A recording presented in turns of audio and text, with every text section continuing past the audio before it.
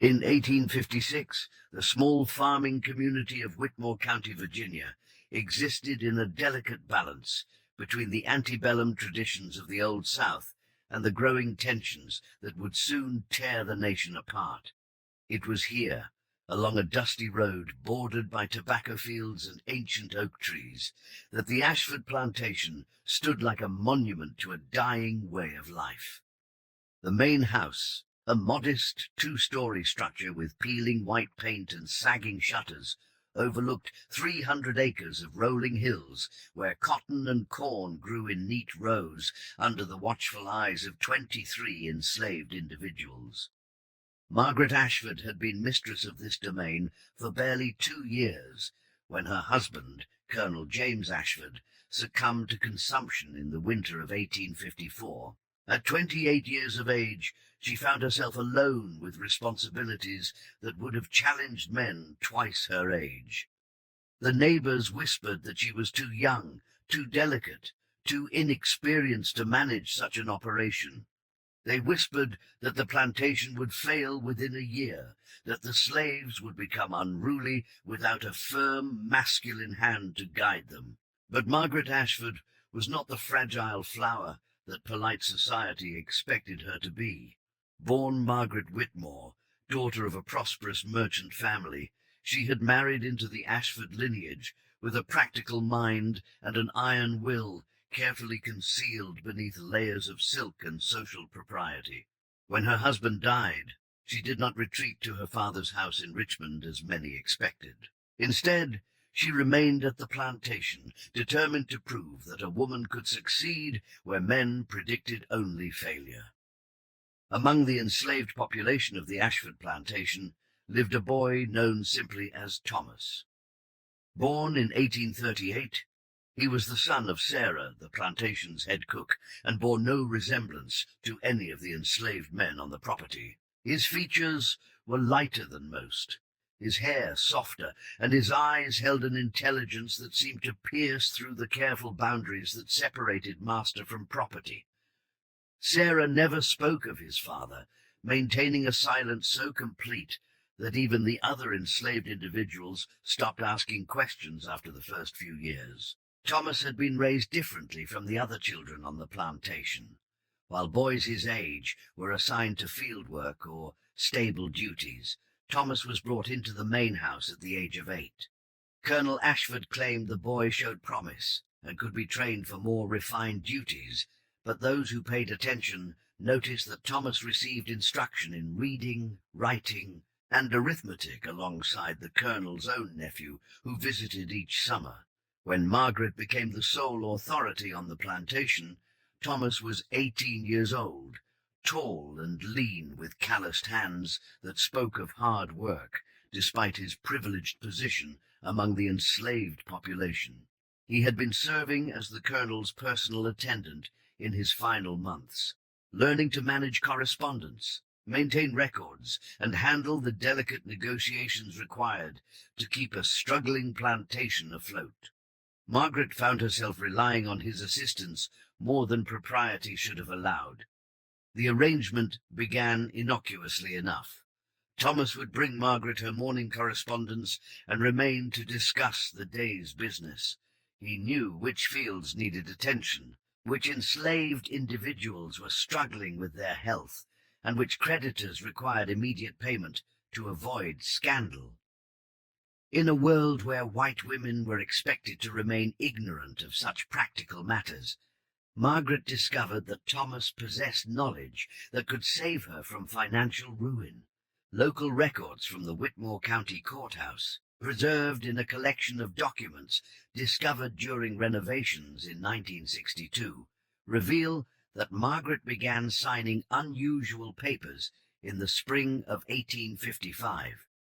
She filed formal requests to educate Thomas in advanced mathematics and land management, claiming he would serve as an overseer under her direct supervision. Such arrangements were not unheard of, though they required careful documentation to avoid accusations of illegally educating enslaved individuals beyond their prescribed roles. The community's suspicions were first recorded in a letter dated June 15th, 1855, written by Reverend Cornelius Baxter to his brother in Charleston. The letter, found among the Reverend's papers when his estate was settled in 1964, described troubling observations about the Ashford plantation. Baxter wrote that Thomas had been seen dining at the main table, wearing clothing of fine quality and accompanying Margaret to business meetings in town. More disturbing still, neighbors reported that Thomas addressed Margaret by her first name when they believed themselves unobserved. By autumn of 1855, the whispers had grown into open speculation. Mrs. Abigail Thornton, wife of the neighboring plantation owner, documented her concerns in a diary that survived in her family's possession until it was donated to the Virginia Historical Society in 1959. She wrote that Margaret and Thomas had been observed walking together in the early morning hours, their conversation intimate and their proximity inappropriate for the relationship between mistress and property. Mrs. Thornton noted that Thomas no longer slept in the quarters with the other enslaved individuals, but had been given rooms in the main house, ostensibly to better serve his duties as personal attendant. The transformation was gradual, but unmistakable to those who chose to see it. Thomas began handling business correspondence without Margaret's presence, meeting with suppliers and creditors as though he possessed authority beyond his legal status. Local merchants, desperate for payment in increasingly difficult economic times, accepted his negotiations rather than risk losing their accounts entirely. A receipt dated November 23, 1855, shows Thomas's signature authorizing payment for winter supplies, signed not with the crude mark of an enslaved individual, but with the educated script of a man accustomed to conducting business. Winter brought isolation that proved both protective and dangerous for the unusual household. Snow fell heavily that year, cutting off the plantation from regular contact with neighbors and allowing Margaret and Thomas to live according to their own rules rather than society's expectations. When spring arrived and normal social interactions resumed, the changes were impossible to ignore. Thomas, now dressed as a gentleman, spoke with the confidence of someone accustomed to making decisions, and carried himself with the bearing of a man who expected respect rather than submission. The crisis that would define their relationship began with a simple business transaction gone wrong. In March of 1856, Margaret discovered that her late husband's brother, Edwin Ashford, had been systematically embezzling from the plantation's accounts. Edwin lived in Baltimore and served as the official executor of his brother's estate, a position that gave him access to funds that he had been redirecting to cover his own gambling debts. Margaret's discovery came through Thomas's meticulous review of the account ledgers, a task that revealed discrepancies totaling nearly $800. When Margaret confronted Edwin with evidence of his theft, he responded with threats that went far beyond financial intimidation. Edwin possessed knowledge of Margaret's unusual relationship with Thomas, information he had gathered through careful questioning of servants and business associates in Whitmore County. He promised to expose the relationship publicly unless Margaret agreed to sign over her rights to the plantation and relocate to a remote property in Western Virginia where her scandalous behavior could be contained. The situation required a solution that defied every legal and social convention of the antebellum South. Margaret could not marry Thomas legally, as Virginia law prohibited marriage between white and enslaved individuals. She could not free him without losing his services entirely, as freed slaves were required to leave Virginia within 1 year unless granted special permission to remain. Most importantly, she could not trust Edwin to honor any agreement that left him with access to the plantation's resources. Margaret's response was documented in a series of legal papers filed in Richmond during the spring of 1856, documents that remained sealed in the state archives until they were discovered during a routine cataloguing project in 1967. She had quietly consulted with a lawyer who specialized in complex property arrangements, exploring options that might protect both her interests and Thomas's future. The lawyer, Jonathan Whitfield, noted in his private correspondence that Margaret's case presented legal challenges unlike any he had previously encountered. The solution they devised required careful timing and absolute secrecy. Margaret would travel to Philadelphia, where she possessed distant family connections and where Pennsylvania's laws regarding slavery differed significantly from Virginia's. She would establish legal residence there and file papers to manumit Thomas under Pennsylvania law, a process that would grant him immediate freedom without the residency restrictions imposed by Virginia. Once freed, Thomas could legally change his name and establish his own identity separate from his enslaved past. But the plan required more than simple manumission. Margaret intended to transfer ownership of the Virginia plantation to Thomas through a complex arrangement involving a series of shell companies and intermediate owners. The plantation would legally belong to Thomas, operated under his direction, while Margaret would remain as his wife in all but legal status.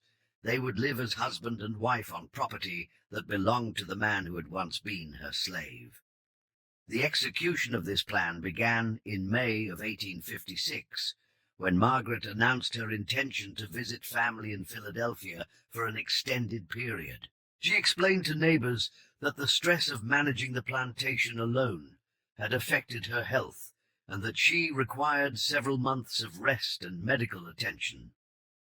Thomas would accompany her as personal attendant, a common arrangement for wealthy women traveling without male relatives for protection. What the neighbors did not know was that Margaret had already sold most of the plantation's livestock and equipment, converting the assets to gold and cash that could be easily transported. She had also quietly negotiated the sale of several enslaved individuals to a plantation in North Carolina, claiming financial difficulties required her to reduce the size of the operation. Only a dozen enslaved individuals remained on the property, those whose skills were essential for basic agricultural operations. The journey to Philadelphia in late May of 1856 was documented in Margaret's personal journal, a leather-bound book discovered in the attic of a Philadelphia boarding house during demolition work in 1963. Her entries revealed the emotional complexity of their situation as they traveled together, no longer bound by the master-slave relationship, but not yet free to openly acknowledge their true feelings for each other. Margaret wrote that Thomas struggled with the transition, unsure of how to behave when the legal constraints that had defined his entire existence suddenly disappeared. In Philadelphia, Margaret rented rooms in a boarding house operated by a Quaker family known for their abolitionist sympathies. The owners, Samuel and Rebecca Morrison, asked no uncomfortable questions about the relationship between the refined Southern woman and the well-dressed man who accompanied her. Pennsylvania's more liberal attitudes toward freed slaves provided cover for arrangements that would have caused scandal in Virginia. The legal proceedings in Philadelphia took nearly 2 months to complete. Thomas, now legally freed, chose the name Thomas Whitmore, adopting Margaret's maiden name as a symbol of their new relationship. He filed papers to purchase property in Virginia through a series of intermediary transactions designed to obscure his identity and his connection to Margaret. The Ashford plantation would be sold to a company owned by Thomas Whitmore, a free man of color with sufficient resources to manage agricultural operations. While the legal arrangements proceeded, Margaret and Thomas lived as husband and wife in their Philadelphia boarding house. Rebecca Morrison later recalled, in an interview conducted by a member of the Underground Railroad Historical Association in 1958, that the couple seemed deeply devoted to each other, but carried themselves with the caution of people accustomed to hiding their true feelings. Margaret never removed her wedding ring from her first marriage, wearing it as protection against questions about her status as a single woman traveling with a male companion. The return to Virginia in August of 1856 marked the beginning of the most dangerous phase of their plan. Margaret arrived first, explaining to neighbors that her health had improved dramatically during her stay in Philadelphia, but that she had decided to sell the plantation to a businessman from Pennsylvania who intended to experiment with new agricultural techniques. Thomas arrived 2 weeks later, introducing himself to the community as T. Whitmore, the new owner of the former Ashford property. The deception required perfect execution of roles they had rehearsed for months. In public, Margaret treated Thomas with the formal respect due to an employer, addressing him as Mr. Whitmore, and deferring to his decisions regarding the management of the property. Thomas, in turn, treated Margaret with the careful courtesy appropriate for a widowed woman serving as his housekeeper and estate manager. To the casual observer, the arrangement appeared to be a practical business relationship between a northern businessman and a southern woman with local knowledge. But the closest neighbors soon noticed details that suggested a more complex relationship. The enslaved individuals who remained on the property treated both Margaret and Thomas with the careful deference typically reserved for masters, suggesting that they understood the true nature of the arrangement. More tellingly, Thomas demonstrated knowledge of the plantation's operations that would have been impossible for a northern businessman to acquire during brief visits. He knew which fields produced the best yields, which enslaved individuals possessed specialized skills, and which local merchants offered the most favorable terms for supplies. Edwin Ashford's return from Baltimore in September of 1856 created the crisis that Margaret and Thomas had been anticipating. Edwin expected to find his sister-in-law struggling with financial difficulties, prepared to accept his terms for resolving the plantation's problems. Instead, he discovered that the property had been sold to an unknown buyer, and that Margaret appeared to be thriving under the new arrangement. Edwin's investigation into the sale revealed irregularities that aroused his suspicions. The purchasing company existed only on paper, with no verifiable business history or physical location. The financing for the purchase had come from sources that could not be traced through normal banking channels. Most disturbing of all, the new owner bore a striking resemblance to the enslaved individual who had served as Margaret's personal attendant. When Edwin confronted Margaret with his suspicions, she maintained the fiction that Thomas was simply her employer, a businessman from Pennsylvania who had purchased the plantation as an investment property. But Edwin possessed enough knowledge of Virginia law to understand that the arrangement was impossible without fraudulent documentation. No bank would have provided financing to a recently freed slave for such a large purchase, and no legitimate business would have operated through the complex network of intermediary companies that had facilitated the transaction. Edwin's threats escalated quickly from financial blackmail to promises of legal action and public exposure. He threatened to file complaints with both Virginia and Pennsylvania authorities, alleging fraud in the manumission proceedings and conspiracy to violate Virginia's laws regarding slave education and property ownership. More dangerously, he threatened to reveal the true nature of Margaret and Thomas's relationship, accusations that could result in charges of adultery and cohabitation across racial lines. The solution to Edwin's threats came from an unexpected source. Samuel Morrison, The Quaker boarding house owner from Philadelphia had maintained correspondence with Margaret following her return to Virginia. When Margaret described Edwin's blackmail attempts in a letter dated October 12, 1856, Morrison responded with information that shifted the balance of power dramatically. Through his connections in the abolitionist movement, Morrison had learned that Edwin Ashford was involved in illegal activities that went far beyond embezzlement from his brother's estate. Morrison's letter, preserved in the Morrison family papers donated to Haverford College in 1959, revealed that Edwin had been selling information about Underground Railroad activities to slave catchers operating in Maryland and Pennsylvania. His gambling debts had made him vulnerable to recruitment by individuals who paid well for intelligence about escaped slaves and their allies. Several successful raids on safe houses had been traced to information that could only have come from someone with access to abolitionist networks in Baltimore. Armed with this information, Margaret and Thomas were able to turn Edwin's blackmail attempt against him. When Edwin arrived at the plantation in November of 1856 for what he intended to be a final confrontation, he found himself facing accusations that carried far more serious consequences than the irregularities he had discovered in the plantation sale.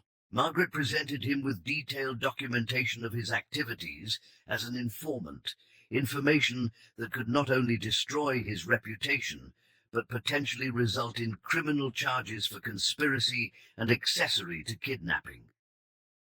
The meeting took place in the plantation study, a room lined with law books and plantation records that had witnessed decades of business transactions and family decisions. Margaret sat behind the massive oak desk that had belonged to her late husband, while Thomas stood near the window, his presence both protective and symbolic of the power shift that had occurred.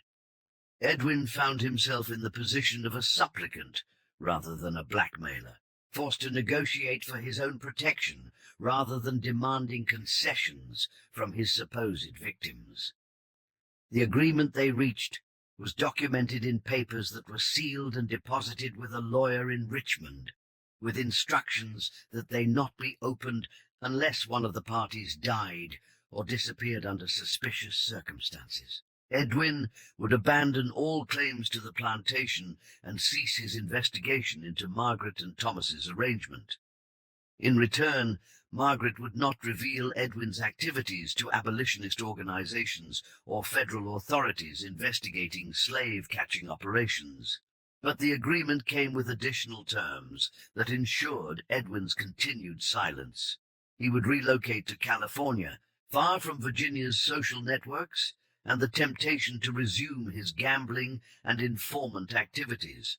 Margaret provided him with sufficient funds to establish himself in San Francisco, money that came with the understanding that any future contact with Virginia would result in immediate exposure of his past activities. Edwin's departure in December of 1856 marked the beginning of a new phase in Margaret and Thomas's unusual relationship.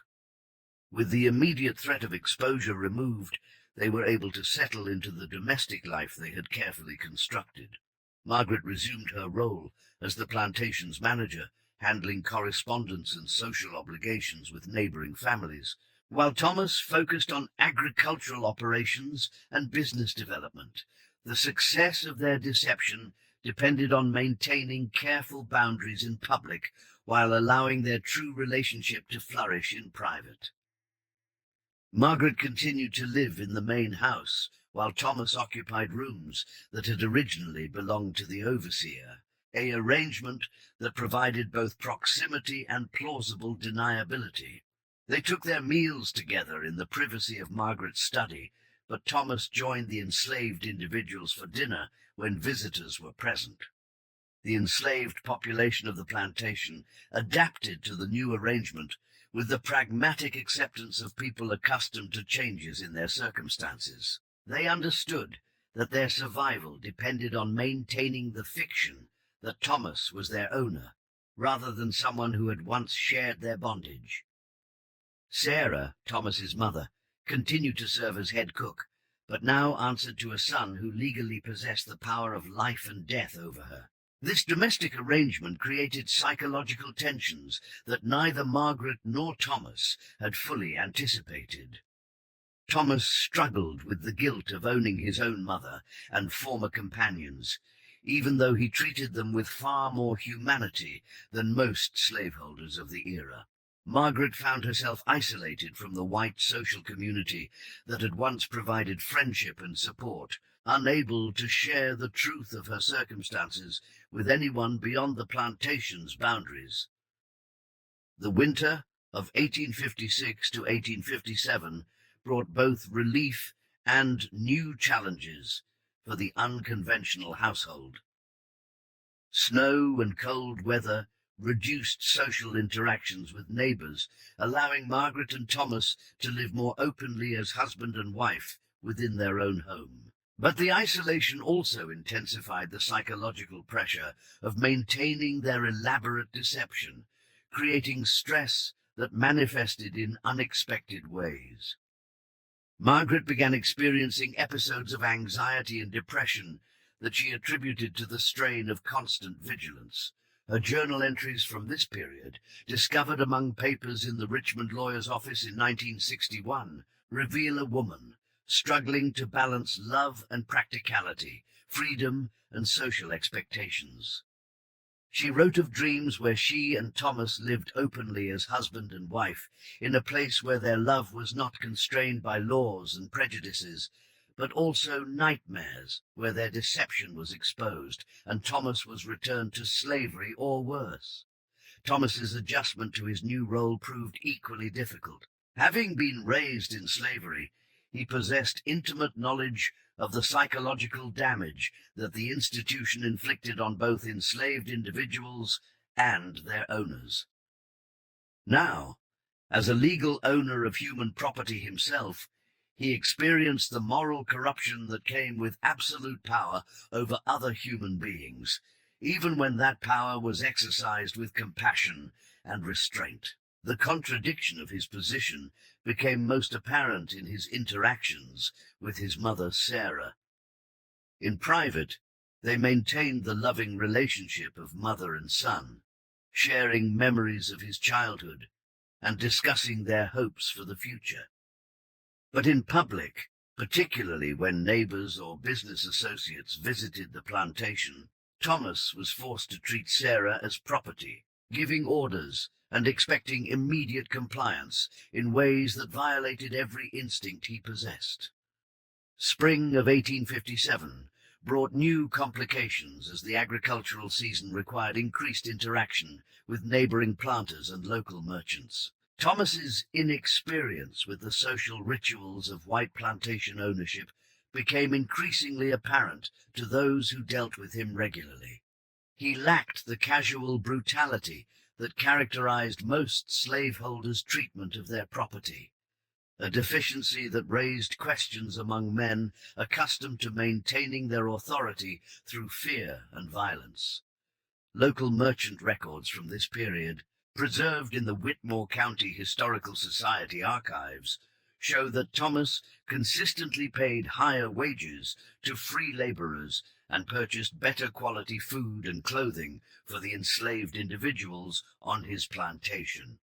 While such generosity might have been attributed to northern sensibilities or religious conviction, the pattern was unusual enough to attract attention from men whose own profits depended on maintaining lower standards for slave welfare. The situation reached a critical point in June of 1857, when Thomas was invited to join a consortium of local planters planning to purchase a large tract of land for development. The invitation represented both an opportunity for social acceptance and a dangerous test of his ability to maintain his cover identity. Participation would require him to contribute several $1,000s to the venture, while demonstrating the kind of business acumen expected of successful plantation owners. Margaret's counsel during this crisis revealed the depth of her transformation from sheltered Southern belle to shrewd businesswoman.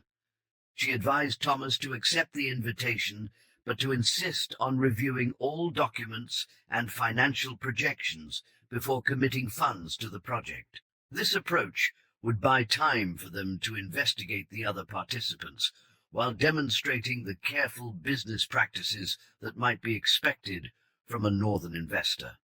The consortium meetings took place in the offices of Whitmore County's most prominent lawyer, a location that provided both legitimacy and risk for Thomas's continued deception.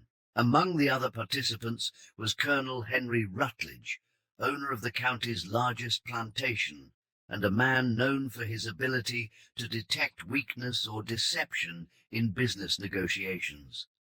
Rutledge had built his fortune through careful observation of human nature, and was unlikely to accept Thomas at face value.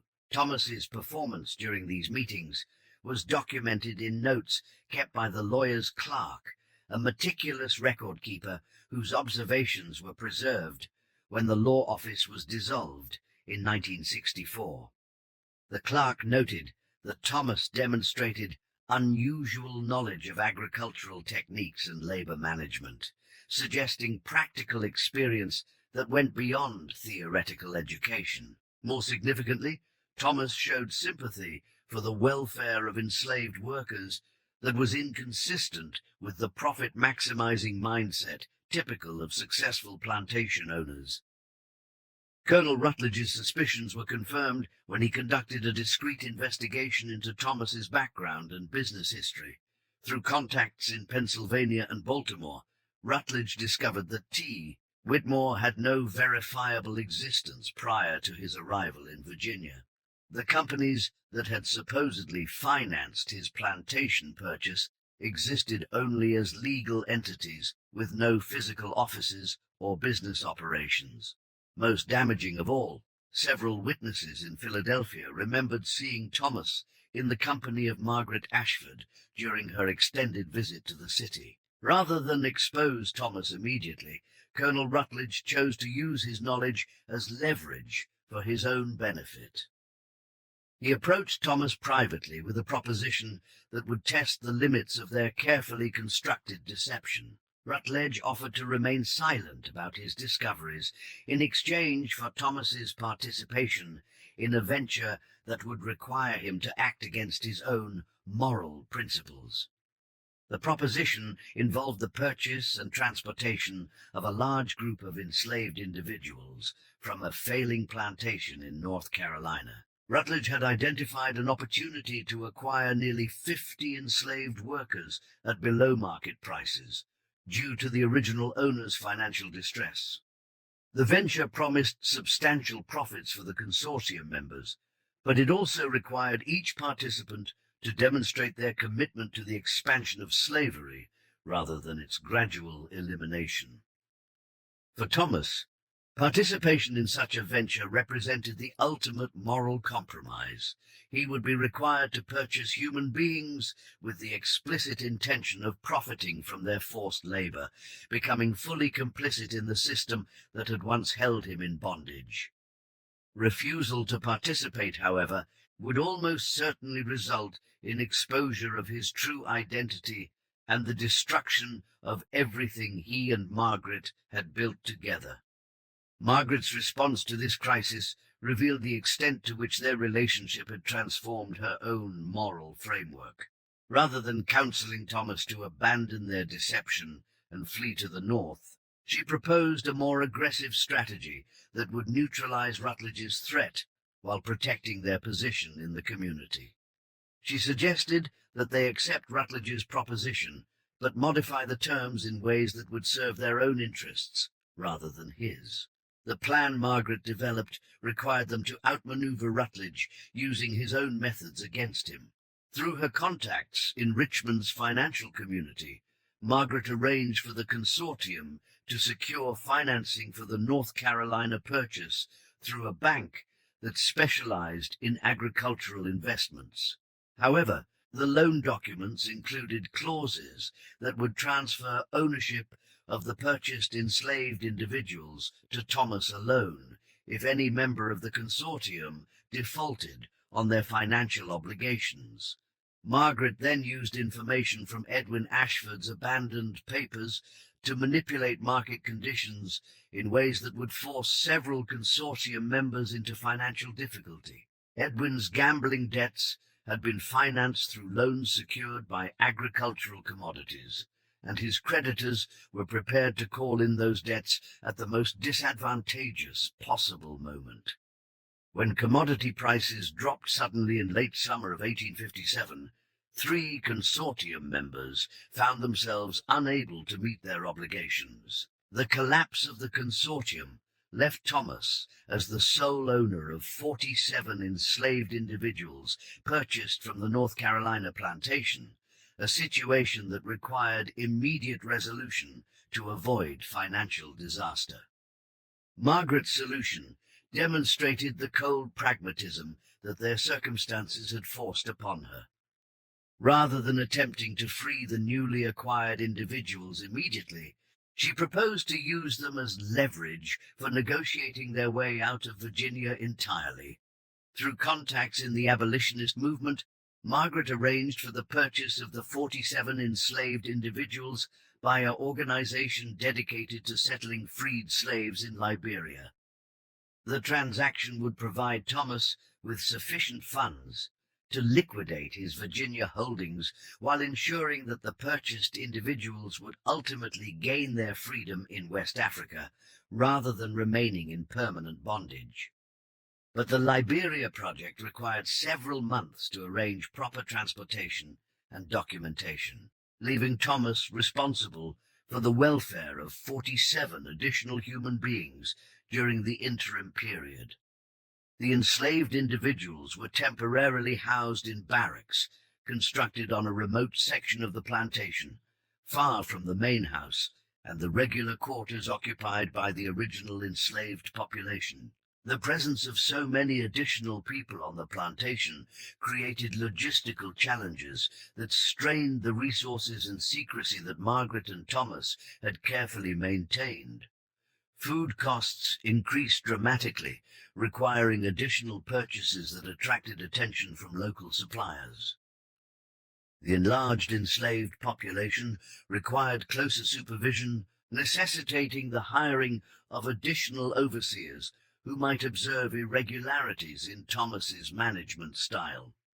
More significantly, the newly acquired enslaved individuals brought with them stories and experiences from their previous plantation that highlighted the contradictions in Thomas's position. Several of the newcomers had been subjected to severe physical punishment and sexual exploitation by their former owners, experiences that they naturally expected to continue under their new master. When Thomas refused to continue such practices, word spread quickly through both the newcomer and original enslaved populations. The psychological impact of managing so many enslaved individuals began to manifest in Thomas's behavior during the autumn of 1857. Margaret's journal entries from this period describe a man struggling with depression and what would today be recognized as symptoms of post-traumatic stress. Thomas began experiencing nightmares where he was returned to slavery himself, forced to endure the same brutalities that he now had the power to inflict upon others. Sarah, his mother, became increasingly concerned about her son's mental state as he withdrew from normal social interactions and spent long hours alone in the fields or barns. Her position as head cook provided her with opportunities to observe both Thomas and Margaret during their private moments together, and she documented her concerns in a series of letters to her sister, who lived as a free woman in Philadelphia. These letters, discovered among the papers of the Philadelphia Abolition Society in 1966, provide a unique perspective on the household dynamics during this critical period. Sarah wrote that Thomas had begun to treat Margaret with a formality and distance that contrasted sharply with their earlier intimacy, as though the burden of slave ownership had created barriers between them that neither could openly acknowledge. The crisis reached its peak in December of 1857, when one of the newly acquired enslaved individuals, a young woman named Hannah, attempted to escape from the plantation. Hannah had been sexually abused by her previous owner and feared that Thomas intended to continue such treatment despite his earlier reassurances. Her escape attempt was discovered by one of the hired overseers, who brought her back to the plantation expecting Thomas to order the severe punishment that such defiance typically warranted. Thomas's refusal to authorize physical punishment for Hannah created a confrontation that threatened to expose the entire deception he and Margaret had constructed. The overseer, a local man named Jonas Crow, who had been hired for his reputation as an effective disciplinarian, argued that lenient treatment would encourage other escape attempts and undermine the authority necessary to maintain order among the enslaved population. But Thomas's response revealed how completely his perspective had been transformed by his experiences as both enslaved individual and reluctant owner. Rather than ordering punishment, he spent several hours in private conversation with Hannah, learning about her fears and attempting to reassure her about her future prospects. When she remained unconvinced, Thomas made a decision that violated every principle of plantation management but reflected his own moral convictions. He provided Hannah with detailed information about the planned sale to the Liberia organization, including documentation that proved she would be freed upon arrival in West Africa rather than sold into continued bondage. More significantly, he offered her the option of immediate escape to Pennsylvania, providing her with sufficient funds and contacts to reach safety among Philadelphia's free black community. Hannah's choice to remain on the plantation and await transportation to Liberia rather than attempting an immediately escape provided Thomas with a solution to his dilemma with the overseer Jonas Crow. He was able to present Hannah's compliance as evidence that firm but fair treatment was more effective than brutality for maintaining discipline among enslaved workers. Crow remained skeptical, but could not argue with results that maintained order without resorting to violence. The Hannah incident marked a turning point in Thomas's approach to managing the enslaved population under his legal control.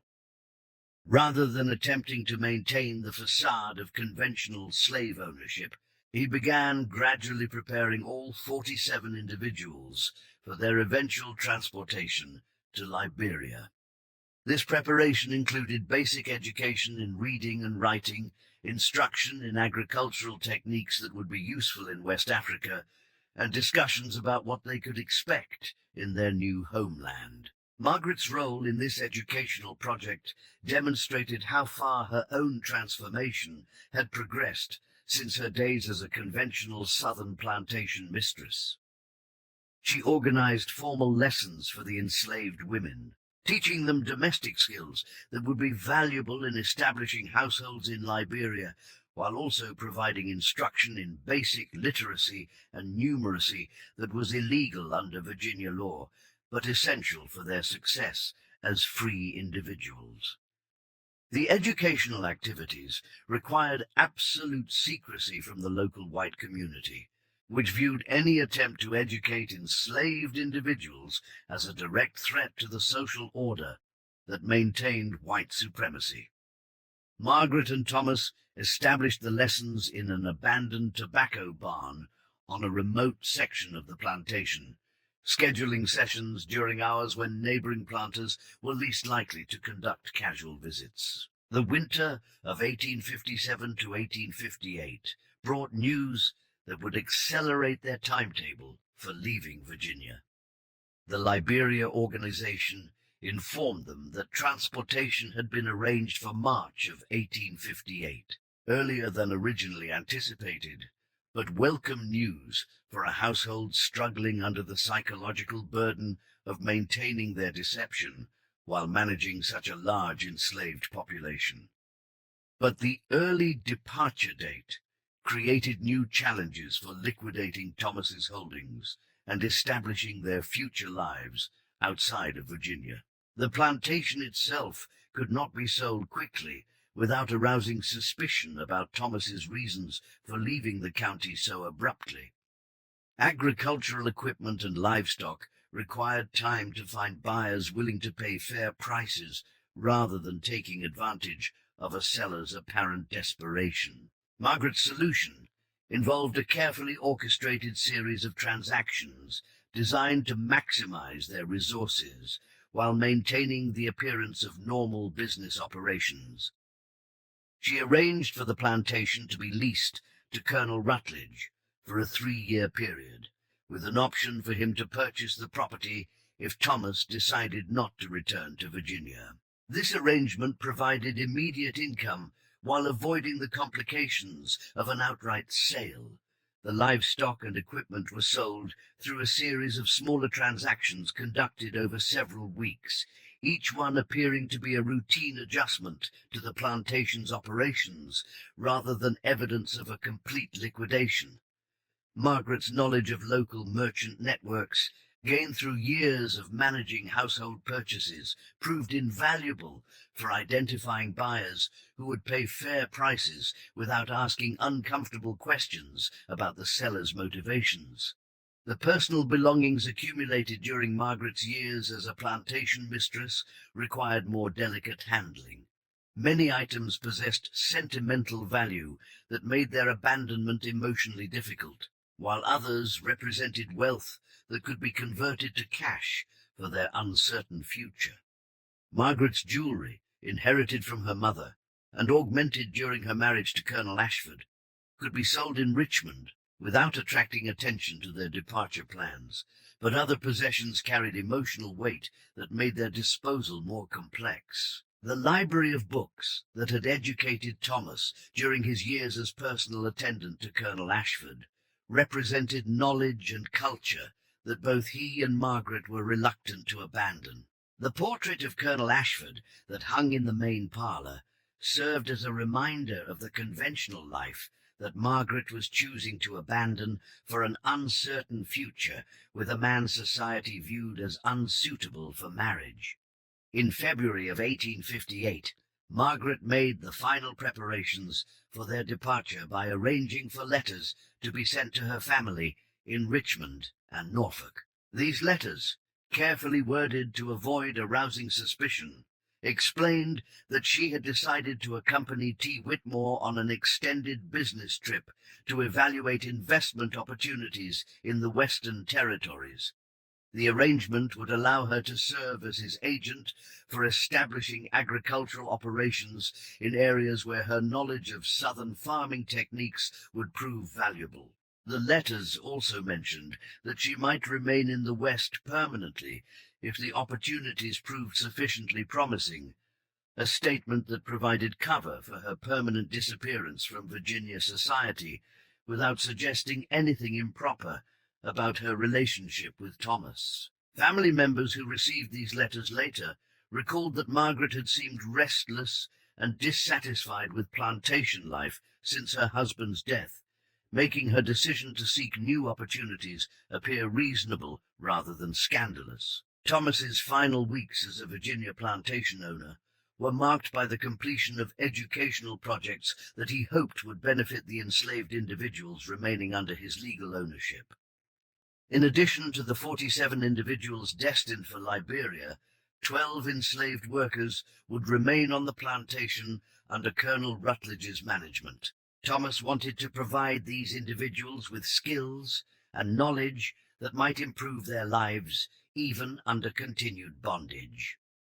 The educational sessions in the tobacco barn expanded to include practical training in carpentry, metalworking, and other skilled trades that would make the remaining enslaved individuals more valuable to their future owner.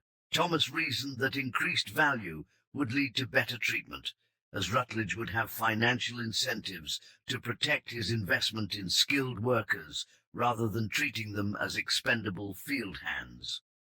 Sarah, Thomas's mother, faced the most difficult decision of all. At 60 years of age, She was offered the choice of accompanying the Liberia-bound group to freedom in West Africa or remaining on the plantation where she had spent her entire life. The decision required her to weigh the certainty of familiar bondage against the uncertainty of freedom in a foreign land where she possessed no connections or cultural knowledge. Her choice to remain in Virginia reflected the complex calculations that enslaved individuals were forced to make when confronted with opportunities for freedom. Sarah understood that her advanced age would make the physical demands of establishing a new life in Liberia extremely challenging, possibly impossible. She also possessed valuable skills as a cook and healer that made her valuable to any plantation owner, ensuring better treatment than field workers typically received. But Sarah's decision also reflected her desire to maintain some connection to her son's heritage in the land where he had been born and raised. She negotiated an agreement with Thomas that would allow her to correspond with him through intermediaries, maintaining family ties despite the vast distances that would separate them. This arrangement violated the normal expectations that enslaved individuals would have no contact with the outside world, but Colonel Rutledge agreed to the special provision as part of his lease arrangement. The departure from Virginia took place on a cold morning in March of 1858, with 47 individuals boarding wagons that would transport them to Norfolk for the beginning of their journey to Liberia. Margaret and Thomas accompanied the group to ensure that transportation arrangements proceeded smoothly and to provide final reassurances to individuals who remained fearful about their ultimate destinations.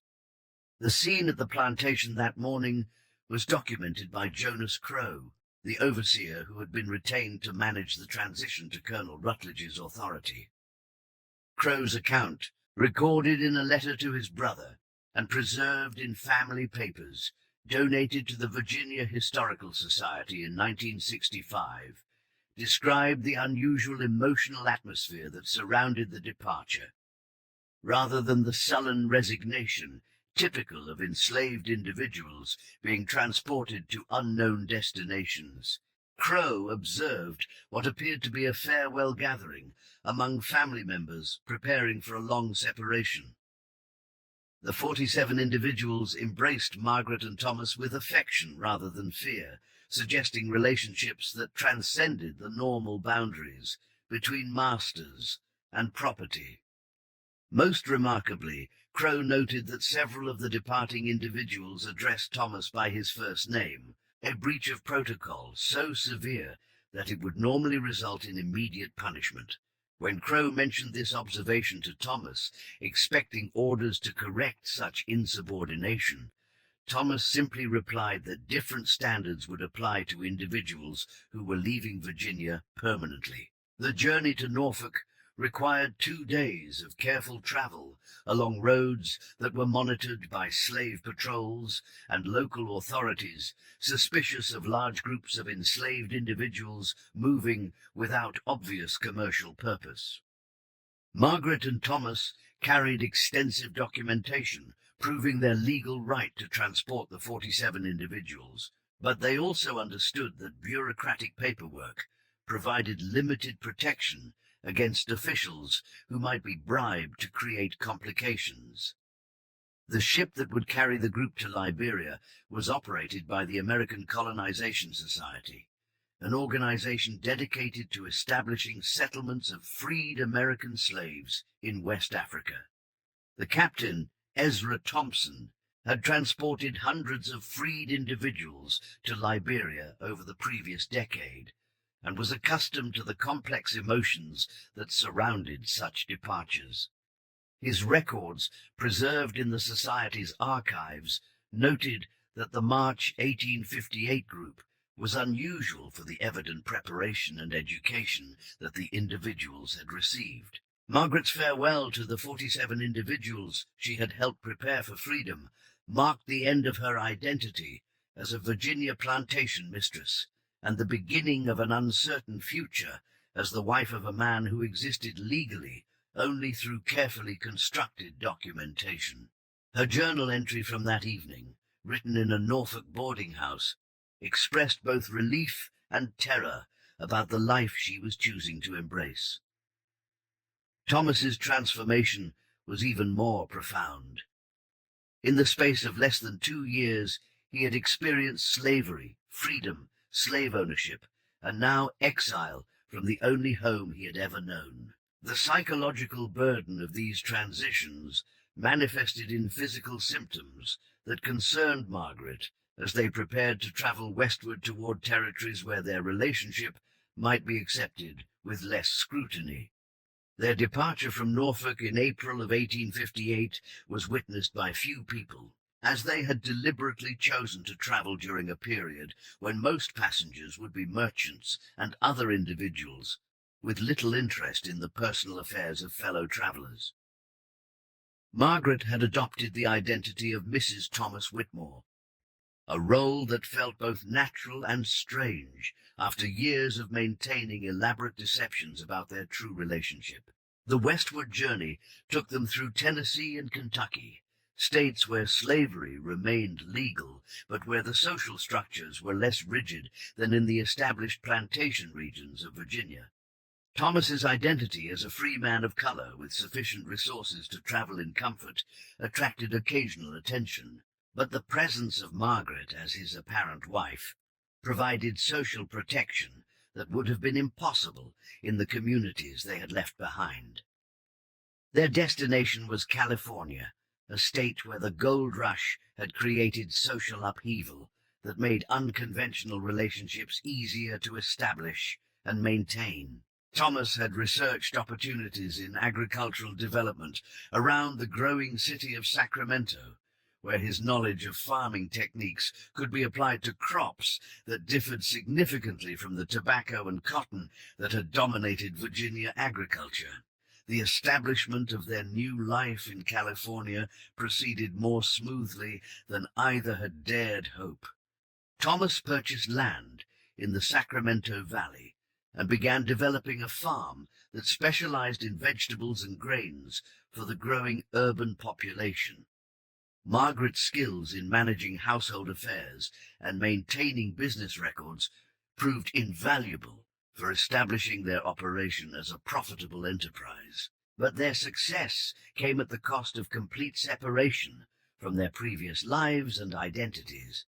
Margaret never again corresponded with her family in Virginia, allowing them to believe that she had died during her travels in the Western Territories. Thomas maintained contact with his mother Sarah only through a complex network of intermediaries that protected both of them from exposure. The letters that Sarah sent through this network, discovered among papers in a Philadelphia abolitionist's estate in 1964, revealed that she remained on the Virginia plantation until her death in 1866. Colonel Rutledge honored his agreement to allow her correspondence privileges, though he never learned the true identity of her distant correspondents. Sarah's final letter, dated November 1866, informed Thomas that Edwin Ashford had been killed in a San Francisco gambling house, shot by creditors who had grown tired of his broken promises to repay substantial debts. Edwin's death removed the last person who possessed detailed knowledge of the deception that had allowed Thomas and Margaret to escape their previous lives and establish themselves as husband and wife in California. Margaret died in 1879, 23 years after their departure from Virginia. Her death certificate, filed in Sacramento County, listed her as the wife of Thomas Whitmore, farmer, with no mention of her previous marriage or her origins in Virginia Plantation Society. Thomas survived her by 6 years, dying in 1885 as a respected member of the Sacramento agricultural community. The farm they had built together was inherited by a nephew of Margaret's, who had been told only that she had married a successful California farmer after her first husband's death. The nephew sold the property to developers who were unaware of the remarkable story that lay behind its establishment. The proceeds from the sale funded a scholarship at a newly established college for Negro students, a final gesture that honored the 47 individuals whose freedom had made possible Thomas and Margaret's escape to a new life. Records of their California years, preserved in the Sacramento Historical Society archives, show that Thomas and Margaret lived quietly but comfortably, participating in local social activities and contributing to charitable causes without attracting the kind of attention that might have led to uncomfortable questions about their past. They were remembered by neighbors as a devoted couple who seemed to understand the value of the peaceful life they had created together.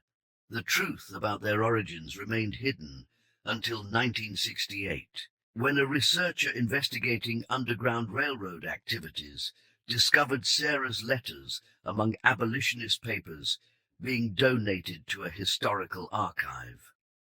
The letters led to further investigation that gradually uncovered the elaborate deception that had allowed a Virginia slave and his mistress to become husband and wife in California. The researchers' findings were published in a limited academic journal that attracted little public attention, ensuring that Thomas and Margaret's story remained known only to a small community of scholars interested in the complexities of antebellum Southern society. The plantation where their story began had been abandoned during the Civil War, and later subdivided for small farms worked by freed slaves who had no knowledge of its unusual history. The 47 individuals who had traveled to Liberia established a small but prosperous community in West Africa, with several eventually returning to the United States as missionaries and educators. Their descendants retained oral traditions about the Virginia plantation owner who had treated them with unusual kindness and prepared them for freedom, but they never learned the truth about Thomas's own enslaved origins. Today, the only physical remnant of Margaret and Thomas's Virginia life is the abandoned foundation of the Tobacco Barn, where they conducted secret educational sessions for the enslaved individuals under their care.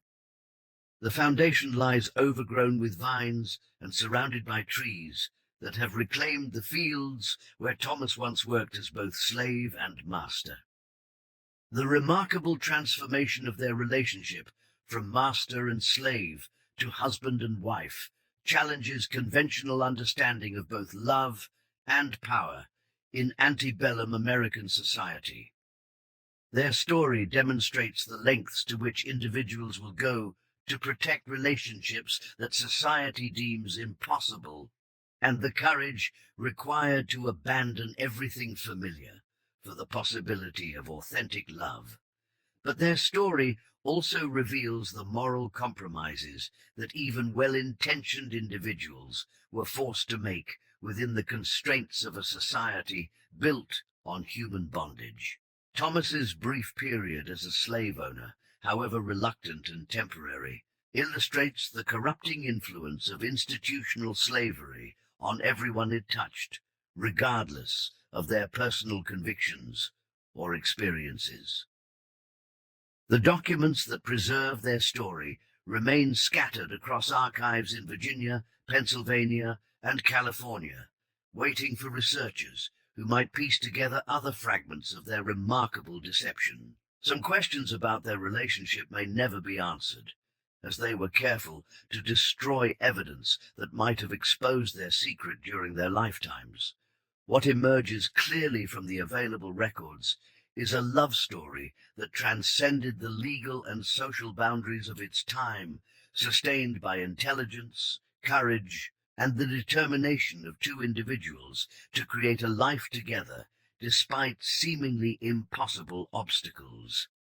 In a society that denied the humanity of enslaved individuals and severely constrained the freedom of women, Margaret and Thomas found a way to claim both love and liberty for themselves. Their legacy lies not in monuments or public recognition, but in the quiet courage they demonstrated in choosing each other over the safety of conventional social arrangements.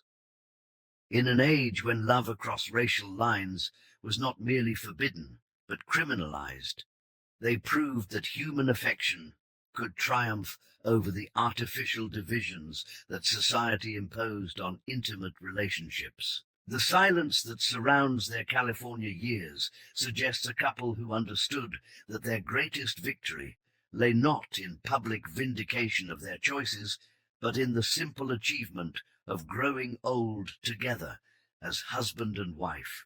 In a world that had sought to define them as master and property, they had succeeded in becoming simply two people who had found in each other the love that made exile from everything familiar seem worthwhile. And perhaps that quiet triumph, invisible to the society that had sought to prevent it, represents the most profound victory possible against the forces that conspire to keep human hearts apart. In choosing love over law, freedom over security, and each other over everything else, Margaret and Thomas achieved what few couples of any era managed to find: a relationship built on mutual choice rather than social expectation, sustained by shared sacrifice rather than convenient convention.